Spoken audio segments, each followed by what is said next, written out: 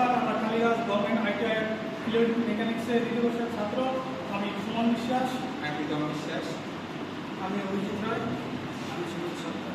আমি জিতেন্দ্র বৈদ্য। আমি রাহুল পাল। আমি নিতু রায়। আমি প্রীতম বিশ্বাস। আমাদের একটা প্রজেক্ট ছিল, সেটা আমাদের গ্রুপ বি। এই প্রজেক্টটা হচ্ছে home security alarm using triple IC 555 and IR sensor. তো এটা আমরা প্র্যাকটিক্যাল করে দেখো। এগুলো একটা বেসিক স্ট্রাকচার। যখন আমরা এখন একটা অবজেক্ট এর মধ্যে পাস করবো, কানেকশন করা দেখো, মানে একটা অবজেক্ট এর মধ্যে প্রবেশ করাবো, তখন কী হবে, অবজেক্ট যদি প্রবেশ করায় সঙ্গে সঙ্গে কী হবে, সায়ার সেন্সরটা সক্রিয় উঠবে এবং সেখান থেকে একটা সিগন্যাল দেবে। সেখান থেকে একটা বাজার আসবে, সেই ধরনের সাইলেন্স আওয়াজ করবে। এর মাধ্যমে আমরা বুঝতে পারবো যে বাড়িতে কেউ প্রবেশ করেছে।